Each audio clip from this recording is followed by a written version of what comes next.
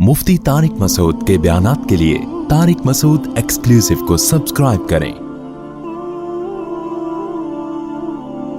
Tariq Masood exclusive.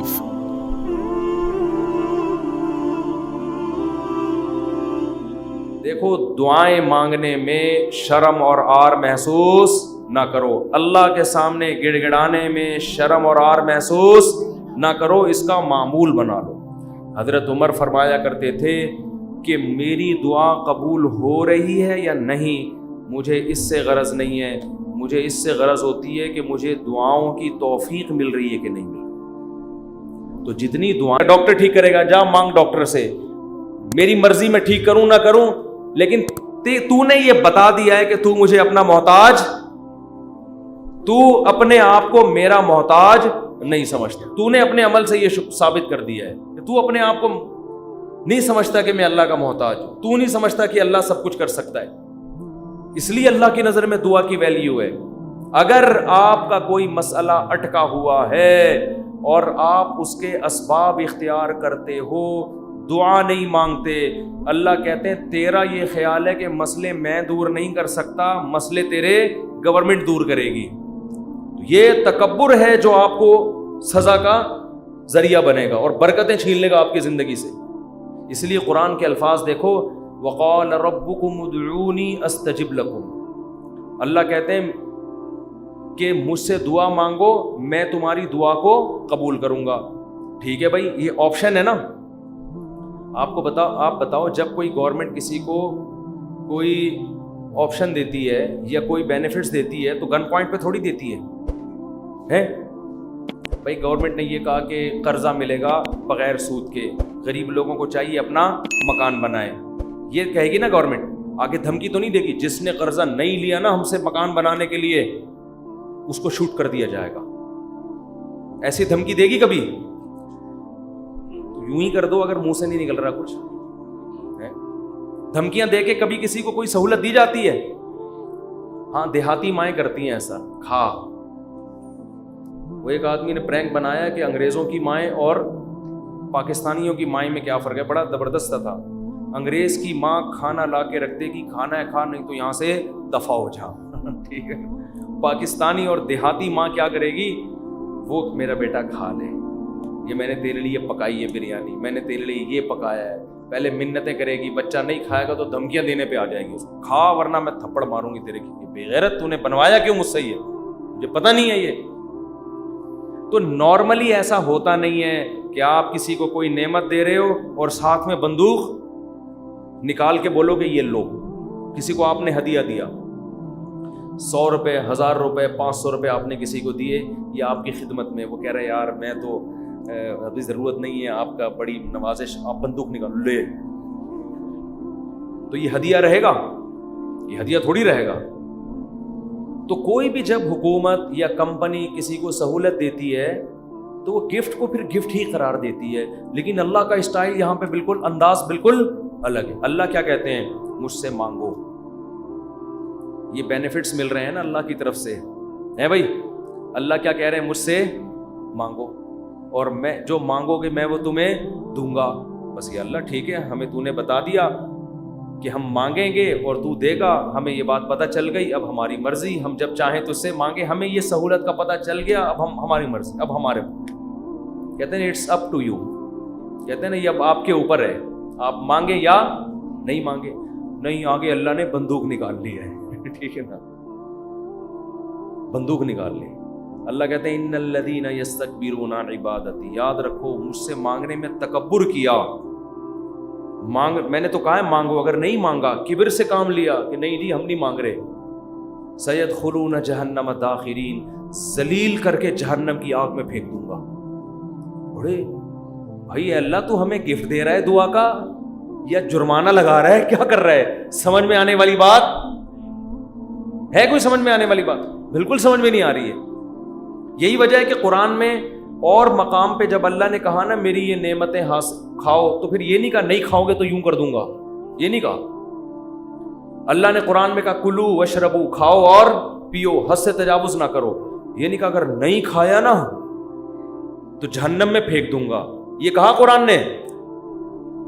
کیا ہو گیا بھائی؟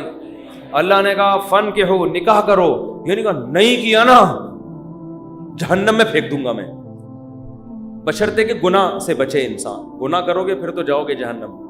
لیکن جو بھی اللہ نے نعمتیں دی ہیں ان کو بندوق کی نوک سے نہیں اللہ نے کہا، کیونکہ وہ نعمت پھر نعمت رہتی نہیں ہے، وہ نعمت تھوڑی رہتی ہے پھر وہ۔ لیکن یہاں اللہ کیا کہہ رہے ہیں؟ مجھ سے مانگو میں تمہیں دوں گا۔ ہم خوش ہو گئے، زبردست اللہ کی طرف سے انعام مل گیا، ٹھیک ہے جب سہولت سے ٹائم ملے گا تو مانگ لیں گے، موڈ ہوگا، اور نہیں بھی مانگا تو اللہ نے بس ایک آپشن دیا ہے کہ مانگو گے تو ملے گا۔ لیکن اللہ نے کیا کیا؟ انداز دیکھو، کہا کہ اگر نہیں مانگا تو جہنم میں ذلیل کر کے داخل کر دوں گا۔ سوال پیدا ہوتا ہے اللہ یہ تو گفٹ دے رہا ہے یا ہمیں ڈرا رہا ہے، آزمائش میں ڈال رہا ہے؟ اللہ کہتے ہیں گفٹ بھی دے رہا ہوں لیکن یہ بہت بڑی آزمائش بھی ہے، کیونکہ اگر کوئی بہت بڑا سیٹ آپ کو ایک خالی چیک دے اور کہے اس پہ پیسے لکھو اور سائن کر دو، اور آپ اس چیک کو اٹھا کے اس کے سامنے ڈسٹ بن میں ڈال دو، اس کا مطلب آپ کا یہ نہیں ہے کہ آپ کو پیسوں کی ضرورت نہیں ہے، آپ کا سیٹ کے بارے میں خیال ہے کہ اس نے جھوٹا چیک دیا ہے، یہ جھوٹ بول رہا ہے، ورنہ کبھی آپ اس کو ڈسٹ بن میں اٹھا کے نہیں پھینکتے۔ بہت مشکل ہے بات سمجھانا، بہت مشکل۔ آپ غریب ہیں، کھانے کو روٹی نہیں ہے، ایک سیٹھ نے آ کے آپ کو ایک سونے کی ڈلی پکڑا دی، کہا لے موج کر، یہ کروڑوں روپے کی ہے، آپ نے اٹھا کے اس کو آپ نے کہا آپ نے اچھی آفر کی مجھے، بہت اچھا تحفہ ہے، بہت خوشی ہوئی، اب آپ جا سکتے ہیں۔ بیگم سے کہا اس کو کچرے میں پھینک دو۔ سیٹھ کو پتہ چلے گا نا تو وہ کہے گا بیٹا تو اتنا بڑا سیٹ تو ہے نہیں کہ تجھے اس کی ضرورت نہ ہو، یہ تو میں جانتا ہوں، کھانے کو تیرے پاس روٹی نہیں ہے، یہ جو تو نے اس کو ڈسٹ بن میں پھینکا ہے نا یہ اس کی علامت ہے تو مجھے جھوٹا سمجھتا ہے کہ میں نے تجھے جو سونے کی ڈلی دی ہے وہ سونے کی نہیں ہے، اس پہ سونے کا پانی چڑھا ہوا ہے، تو یہ کس کے جھوٹ بولنے، یہ اصل میں تو میرے اوپر الزام لگا رہا ہے۔ اللہ کہتے ہیں مانگو، اللہ کو پتہ ہے کہ ہم سب محتاج ہیں، ہمارے درجنوں مسائل ہیں، ایسا دنیا میں کوئی نہیں ہے جس کے سارے مسئلے حل ہو گئے، مسئلہ حل ہوتا ہے تو 20 مسئلے پیدا کر کے حل ہوتا ہے وہ۔ اب دیکھو کتنے مسائل ہیں، کسی کوئی بے روزگار ہے، پیسے نہیں ہیں، پیسے آ گئے تو خطرات بڑھ گئے، ڈکیتی کا خطرہ، پیسے آ گئے تو 10 مسائل کھڑے ہو گئے، اور کوئی مسئلہ کھڑا ہو گیا، گردے کا مسئلہ ٹھیک ہوا، ہارٹ کا پیشنٹ بن گیا، اور 20 قسم کے مسائل ہیں نا، سب کچھ ٹھیک ہے تو پھر بھی سکون نہیں ہے زندگی میں، نیند نہیں آ رہی، نیند کی گولیاں کھا کے سو رہے ہیں، دنیا میں ٹینشن لیس آدمی کوئی بھی نہیں ہے۔ اب اللہ نے کہا مانگو، اب ہمیں اللہ نے بلینک چیک دے دیا ہے کہ جو لکھو گے میں دے دوں گا تمہیں۔ آپ نے اللہ کی اس آپشن کو، اللہ کی اس نعمت کو اٹھا کے ڈسٹ بن میں پھینک دیا۔ آپ ہر ایک کے در پہ جا کے اپنی حاجتیں بیان کرتے ہو، کبھی تھانے میں پہنچے ہوئے ہوتے ہو، کبھی ڈی سی آفس پہنچے ہوئے ہوتے ہو، کبھی ڈی ایس پی کے پاس پہنچے ہوئے ہوتے ہو، کبھی وزیر اعظم سے رابطے کی کوشش میں، کبھی مسجد کے امام سے آ کے کہہ رہے ہوتے چڑیل آ گئی ہے، کوئی دم درود کر کے اس کو بھگا دو گھر سے، 10 قسم کے، لیکن اللہ کا دروازہ کھٹکھٹانے کے لیے تیار نہیں ہو تو یہ اس کی علامت نہیں ہے کہ آپ کے مسائل حل ہو گئے، یہ اس کی علامت ہے کہ آپ نے اللہ کی آفر کو ہلکا سمجھا ہے، اللہ کو معاذ اللہ آپ نے جھوٹا سمجھا ہے، اللہ کو معاذ اللہ آپ نے اس کے بیان کو سیاسی بیان سمجھا ہے۔ لیکن جو ایمان والے لوگ ہیں وہ اللہ کی اس آفر سے فائدہ اٹھاتے ہیں۔ کتابوں میں لکھا ہے کہ یعقوب علیہ السلام کے بیٹے جب ان سے بچھڑے تھے، اتنی اللہ سے دعائیں مانگی کہ ان کے گھٹنے سجدے میں گر گر کے دعائیں مانگ مانگ کے ان کے گھٹنوں اور بازوؤں پہ نشان پڑ گئے تھے۔ وہ انبیاء بہت دعائیں مانگتے ہیں، ہر بات میں دعا، ہر بات میں دعا۔ قرآن کہتا ہے مجاہدین جو میدان جنگ میں لڑائی کے لیے اترتے ہیں وہ کیا دعا مانگتے تھے؟ ربنا افرغ علینا صبرا وثبت اقدامنا، اے اللہ ہمارے اوپر صبر کو انڈیل دے، ہمارے قدموں کو مضبوطی سے جما دے اور ہمیں ان دشمنوں پر فتح دے۔ تمام اسباب وسائل کے ساتھ اترے ہیں مگر دعائیں کس سے مانگ رہے ہیں؟ اللہ سے۔ بدر میں دیکھو اللہ نے ہمارے نبی سے وعدہ کیا تھا مدد کروں گا، لیکن صحابہ کہتے ہیں نبی پوری رات مصلے پہ سجدے میں روتے رہے ہیں، اللہ سے مدد کی دعائیں مانگتے رہے ہیں، حالانکہ اللہ نے تو مدد کا وعدہ کیا ہے پھر بھی مانگ رہے ہیں۔ اے اللہ اگر یہ 313 شہید ہو گئے تو تیری دنیا میں عبادت کرنے والا کوئی بھی نہیں ہوگا. اللہ کو واسطے بھی دے رہے ہیں. جہاں پیغمبروں کے ساتھ کوئی زکریا علیہ السلام کی اولاد نہیں, اللہ سے اولاد مانگ رہے, پوری زندگی اسی میں گزر گئی, بڑھاپے میں جا کے اولاد ملی ہے. تو سارے پیغمبروں کا اللہ نے یہی تذکرہ کیا, ہر بات میں دعا. سلیمان علیہ السلام جو حاجت پوری ہو رہی ہے فوراً کیا کر رہے ہیں, اللہ سے دعا.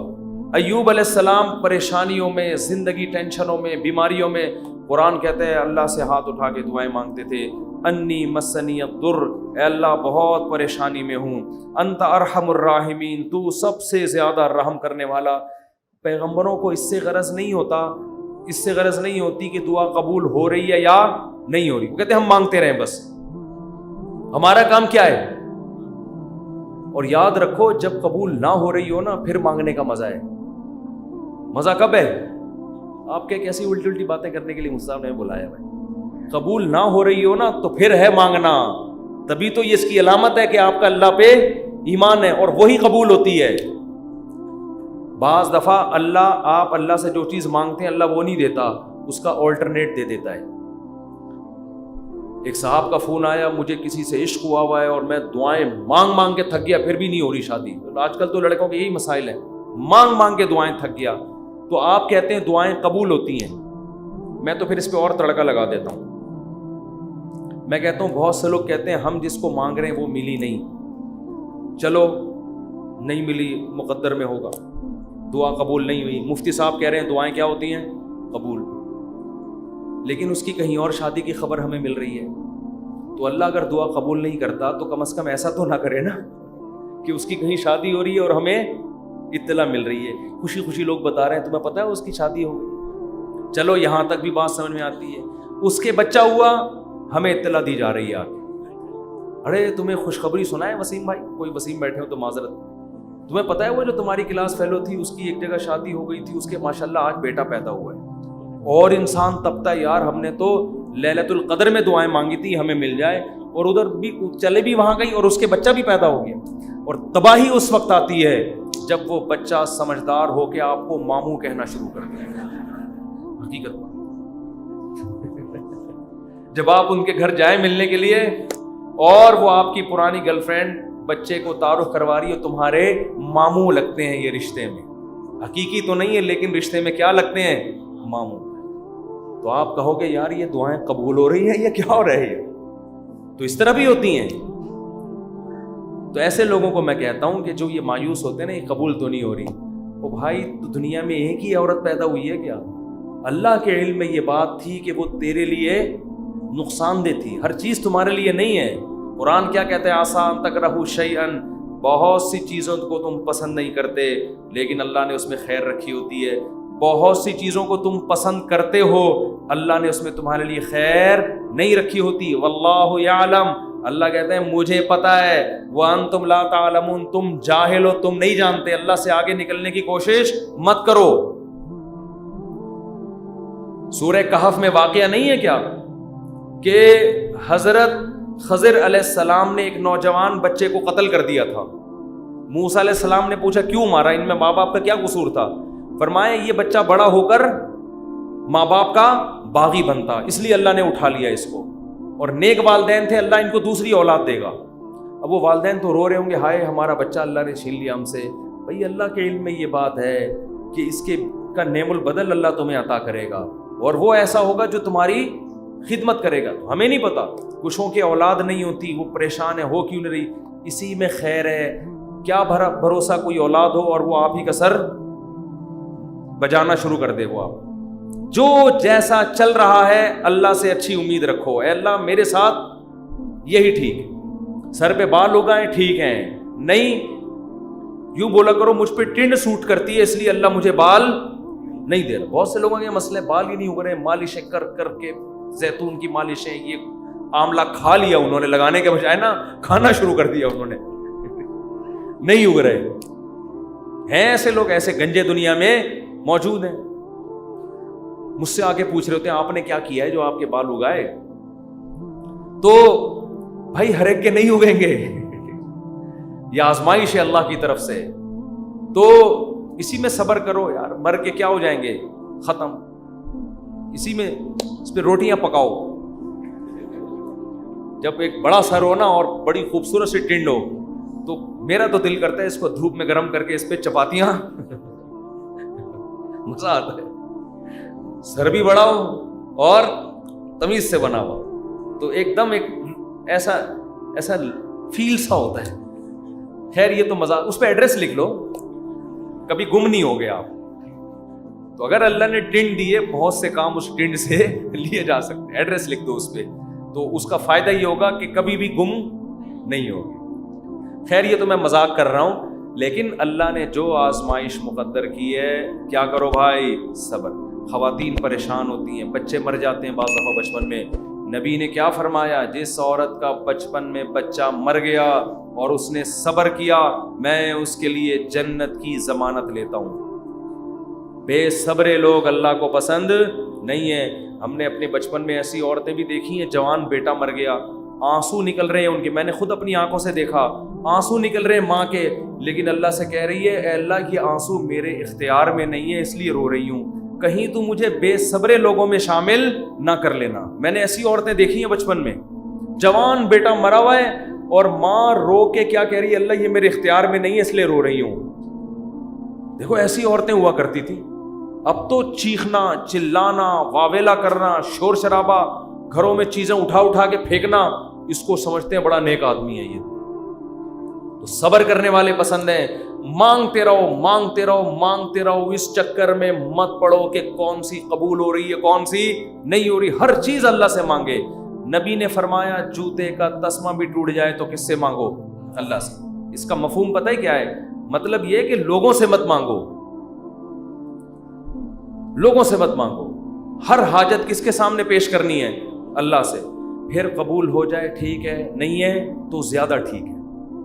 اور میں نے تو اپنی زندگی میں دیکھا ہے بھائی کہ انسان حقیقت میں اللہ سے گڑ گڑا کے مانگتا ہے نا, دعا قبول ہوتے ہوئے نظر آتی ہے اس کو. دیکھو دعا کی حیثیت کیا ہے کہ آپ نے اللہ کے دفتر میں اپنی فائل جمع کرا دی, تسلی ہو گئی, آپ کا کام اب ہو جائے گا, اب آپ ٹینشن نہ لیں. لوگ کہتے ہیں نا گورنمنٹ کے ادارے میں, بھائی ہم نے فائل جمع کرا دی ہے, اب ہمارے بس میں جو تھا وہ ہو گیا, اب یہ پروسیس سے گزرے گی, جو بھی آپ کا پلاٹ آپ کے نام ہونا ہے, گاڑی آپ کے نام ہونی ہے, گھر پہ آپ کو میسج آ جائے گا. اب تمیز سے بیٹھ جاؤ, بار بار جا کے وہاں پوچھتے نہیں رہو فون کر کے, سر میرا کام ہو گیا, سر میرا کام ہو گیا. بھائی فائل, پیشنٹ آپ ہاسپٹل میں, اچھے ہاسپٹل میں اگر آپ داخل کرا دیتے ہو, آپ کہتے ہو وہ بندہ سیو ہے, اب یہ ڈاکٹروں کے حوالے میں نے کر دیا, اب آپ تسلی سے. تو جب آپ دنیا میں تسلی کر لیتے ہو یار پیشنٹ ڈاکٹروں کے حوالے کر دیا, فائل گورنمنٹ کے دفتر میں جمع کرا دی ہے, تو اللہ کے ہاں دعا مانگ کے بھی مسلمان کو تسلی ہوتی ہے. میں نے اپنا دکھڑا کس کے سامنے رکھ دیا ہے, اللہ کے. اب اس کی مرضی ہے, وہ کرے ٹھیک ہے, نہیں کرے تو بھی ٹھیک. اب میرے لیے جو فیصلہ ہوگا وہ بہتر ہوگا, لیکن اللہ آزماتا ہے. ایک حدیث بیان کر کے بس بیان کو ختم کرتا ہوں. نبی صلی اللہ علیہ وسلم نے ارشاد فرمایا کہ اللہ بندے کی دعا اس وقت تک قبول کرتے رہتے ہیں جب تک وہ دعائیں کر کر کے تھک کے یہ نہیں کہتا کہ میں دعا مانگتا ہوں مگر قبول نہیں ہوتی. عجیب حدیث ہے. دیکھو بندہ یہ کیوں کہہ رہا ہے کہ میں دعا مانگ رہا ہوں قبول نہیں ہو رہی, اس لیے کہ اسے لگ رہا ہے نا کہ جو مانگ رہا ہوں وہ مل نہیں رہا, تبھی تو کہہ رہا ہے. لیکن نبی کہتے ہیں جب تک یہ الفاظ نہیں کہے تھے نا, اس سے پہلے ساری قبول ہو رہی تھی, ساری قبول ہو رہی تھی. جب یہ کہا تو اب اللہ قبول کرنا بند. تو اس سے صاف پتہ چل گیا کہ آپ کو جو لگتا ہے نا کہ قبول نہیں ہو رہی, وہ بھی حقیقت میں ہو رہی ہیں, وہ ہو رہی ہیں قبول. آپ یہ ہم بیوقوف ہیں جو ہم سمجھ رہے ہیں کہ نہیں ہو رہی. کس طرح سے ہو رہی ہیں یہ کس پہ چھوڑ دو, اللہ پہ. تو اپنے گھروں میں دعاؤں کا معمول بنائیں. اگر اس رمضان میں ہم صرف دعا کرنا ہی سیکھ لیں تو میں سمجھتا ہوں کہ یہ رمضان ہمیں بہت کچھ دے کر جا رہا ہے. اور حضرت حکیم الامہ فرمایا کرتے تھے جن کو گناہوں کی عادت نہیں چھوٹ رہی نا, تو وہ بھی اللہ سے دعاؤں میں مانگ لیا کریں کہ اللہ مجھے یہ عادت چھڑوا دے. تعلق ختم نہ کریں اللہ سے, لنک ختم نہ. اللہ کو وہ لوگ پسند نہیں ہیں جو اللہ سے تعلق ختم کر دیں. لنگڑا لولا تعلق ہو, گناہوں کے بعد توبہ والا تعلق رکھو, لیکن رکھو, تعلق ختم نہیں ہونا چاہیے. کیونکہ یاد رکھو جیسے ہم اکیلے پیدا ہوئے قبر میں بھی اکیلے ہی ہوں گے, اس وقت اللہ کے سوا کوئی بھی نہیں ہوگا. تو جس نے دنیا میں اللہ سے جتنی دوستی لگا لی قبر میں یہ دوستی کام آئے گی, اور جس نے دنیا میں اللہ سے لا نہیں لگائی, اللہ کو یاد نہیں رکھا, بیوی بچوں کے بکھیڑوں میں, دوستوں کے بکھیڑوں میں, رشتہ داروں کے بکھیڑوں میں پڑا رہا, پیسوں کے بکھیڑوں میں, تو قبر میں ان میں سے کوئی بھی کام نہیں آئے گا. قبر کی تنہائی اللہ کی یاد دور کرتی ہے. قرآن کی تلاوت, ذکر, اذکار, یہ قبر کی میں روشنی کا ذریعہ بنے گی. اور اگر اللہ سے دل میں وحشت ہے, نہ مانگنے کی عادت ڈالی, یہاں مانگو گے تو وہاں بھی قبول ہوگی. اور نبی صلی اللہ علیہ وسلم نے فرمایا کہ تنگی کی حالت ہو یا خوشی کی حالت ہو, دونوں حالتوں میں اللہ سے مانگنا ہے. پریشانیوں میں اللہ سب کو یاد آتا ہے, خوشیوں میں اللہ یاد آنا مشکل. جب پریشانی ہوتی ہے ابھی تو ہندو بھی اللہ سے دعائیں مانگ رہے ہیں. کورونا پھیلا ہوا ہے, وہ بھی آ کے مسلمانوں سے کہہ رہے ہیں اللہ سے مانگو. بھائی ہماری دادی اللہ مغفرت فرمائے بتایا کرتی تھی, اور بھی میں نے یہاں ایک بزرگ تھے ان سے بھی سنا کہ جب ہندوستان میں قحط پڑتا تھا تو ہندو مسلمانوں سے آ کے کہتے تھے اللہ سے دعا مانگو یہ قحط دور ہو جائے. تو جب سخت مصیبت آتی ہے, میں نے ایک دفعہ جہاز میں سفر کر رہا تھا, تو کراچی سے ہم پتہ نہیں اسلام آباد یا لاہور, تو کیا ہوا ہے جہاز میں اکثر لبرل قسم کے لوگ بیٹھے ہوتے ہیں, اکثر, زیادہ تر نہیں, اکثر, جو اللہ کو ذرا کم ہی یاد کرتے ہیں, ذرا ماڈرن قسم کے لوگ ہوتے ہیں نا جہاز میں, پیسہ ہوتا ہے تو, ورنہ وہ ٹرین سے, نیک آدمی ہوتا تو ٹرین سے جا رہا ہوتا نا, یا بس سے جا رہا ہوتا بیچارہ, چھت پہ بیٹھ کے جا رہا ہوتا. پیسہ آتا ہے تو دین اکثر چلا جاتا. تو اکثر جہاز میں دیکھا ہے لبرل, ایئرپورٹ پہ ہی اسٹائل پتہ چل جاتا ہے. تو ہم جا رہے ہیں, ہمیں کراچی سے جہاز چلا ہے, راستے میں کہیں موسم خراب, تو ہلکے پھلکے 2-3 جھٹکے آئے جہاز کو. میں نے تو لیپ ٹاپ نکالا, وصیت کو اپڈیٹ کر دیا نا. ٹھیک ہے, تو میرے پاس ہر وقت وصیت نامہ رہتا ہے, کوئی بھی ایسی بات ہے کوئی لکھ, اپڈیٹ کیا یا کرنے کا ارادہ کیا, ابھی پوری بات مجھے یاد نہیں ہے, لیکن میں اکثر ایسا کر دیتا ہوں کہ جب کوئی ایسا خطرہ ہوتا ہے فون پہ بتا دیتا ہوں. جہاز میں تو فون کر نہیں سکتے. ایک دفعہ ہم مکہ سے مدینہ جا رہے تھے, عربی ڈرائیور تھا, اس نے جو بھگائی ہے گاڑی, ٹیکسی لی تھی کرائے پر, تو میں نے گھر باقاعدہ فون کر کے 2-3 وصیت نامے اسی وقت لکھوائے. میں نے کہا مجھے یقین نہیں ہے کہ میں مدینہ پہنچ پاؤں گا. اس نے نمبر پلیٹ پہ کالا کپڑا لگا دیا تاکہ کیمرے میں, اور وہ جو بھگائی ہے اس نے, اور وہ جو راستے میں روکنے کے لیے آ رہی ہوتی ان کو بھی اڑاتا ہوا نکل گیا. وہ جب نمبر ہی ٹریس نہیں ہو رہا اس کا, تو ایسے بھی ہوتا ہے بعض دفعہ. تو جہاز میں پہلا جھٹکا آیا, کوئی بھی اللہ کو یاد نہیں کرتا. آ رہا ہے ایئر ہوسٹس نے بتایا کوئی نارمل تھوڑا سا سیٹ بیلٹ باندھ لیں, وہ جو ٹھش پش اس نے کرنی تھی کر دی. 2-3 دفعہ ٹھش پش کر کے وہ نکل گئی. آگے گئے ہیں تھوڑا اور, پھر اور, او بھائی پھر جو جہاز نے ہچکولے کھانا شروع کیے, اب طبیعتیں خراب ہونا, وہ جو اوپر سے چیزیں گرنا شروع ہو گئی نا. مجھے جنید جمشید یاد آیا. میں نے کہا اللہ بچا لے تو زیادہ خوشی ہوگی, بچ جائیں تو باقی تیرے ہاتھ میں. مانگنی تو اللہ سے عافیت چاہیے نا, اللہ زندگی دے دے, ہم تو محتاج ہیں نا. اللہ کے سامنے فنٹر گیری چھینی, اللہ تیری مرضی, مارنا ہے مار دے, میں موت سے تھوڑی ڈرتا ہوں. یہ بھی بعض لوگ کر رہے ہو, میں موت سے ڈرتا ورتا نہیں ہوں. یہ نہیں اللہ کو پسند ہے. اللہ پیسہ دینا ہے دے, نہیں دینا نہیں دے. ہمارے نبی کے گھر میں 40 دن چولہا نہیں جلتا تھا, میرے گھر میں اگر 80 دن نہ جلے تو کیا ہو گیا. اللہ کو تو محتاج ہی پسند ہے بھائی, گڑ گڑاؤ, مانگو اس سے. تو میں نے بھی دعا مانگی, اللہ اس مصیبت سے ہمیں نجات دے دے. لیکن ویسے ایک آپ کو بات بتاؤں, جہاز کی موت ہوتی بہت آسان ہے, اس میں زیادہ ٹینشن لینے کی ضرورت نہیں ہے. کیونکہ ٹرین سے آدمی ٹکراتا ہے نا, پتہ نہیں کون سی کدھر سے جا کے کٹے, کون سا سر پچ کے, بس میں جائے ٹانگ پھنس گئی کھڑکی میں, بہت بھیانک موت ہے. جہاز میں ایسی موت ہوتی, میں نے تو جہازوں کے انجینئروں سے بھی دوستی ہے, پائلٹوں سے بھی, وہ کہتے ہیں جہاز میں آپ بیٹھے ہوئے ہیں, فوراً پہنچ گئے دوسرے جہان میں. وہ جو تھوڑی میں تھوڑا ہل رہا ہے اس کا تو خطرہ ہوتا ہے کہ یہ ہو کیا رہا ہے ہمارے ساتھ, لیکن جب ٹکراتا ہے نا, اللہ نہ کرے, تو یا جیسے ہی اس کی اسپیڈ کم ہوئی یا کسی سے ٹکرایا تو ہماری کھوپڑی ہمارے تن سے فوراً سے پہلے جیسے سر قلم کر دیا کسی کا, تو ایک دم مر جاتا ہے. اس لیے زیادہ ٹینشن نہ لیا کریں. تو اب وہ جب ہلنا شروع ہوا تو شروع میں تو لوگ انجوائے کر رہے ہیں بھائی، کوئی اخبار پڑھ رہا ہے، کوئی کیا کر رہا ہے، کوئی ویڈیو گیم کھیل رہا ہے، کوئی فلم دیکھ رہا ہے، جو بھی موبائل پہ لگے ہوئے ہیں۔ جب زیادہ ہلنا شروع ہوا ہے نا تو اللہ اللہ کی آوازیں آنا شروع۔ میں نے کہا اب دیکھو یہ انسان کتنا نالائق ہے، اللہ نے اتنے جھٹکے دیے، اب بول اللہ نہیں، ابھی تک نہیں۔ اخبار، پب جی، یہ سب چیزیں چل رہی ہیں۔ وہ جب چیزیں گرنا، اور ایئر ہوسٹس وہ جو پانی وانی لے کر آتی ہے نا، وہ بھی دھڑام سے ادھر کو نیچے، جب اتنی حالت ہوئی ہے، وہ ایئر ہوسٹس بولے ایکچولی کچھ بھی نہیں، کچھ بھی نہیں، کچھ بھی نہیں۔ لوگوں کو پتا ہے کہ ان کو تو یہ سکھا کے بھیجا جاتا ہے کہ کچھ بھی ہو جائے آپ نے بولنا ہے کہ کچھ نہیں ہوا، کیونکہ ان کو تو تنخواہ اس چیز کی مل رہی ہے نا۔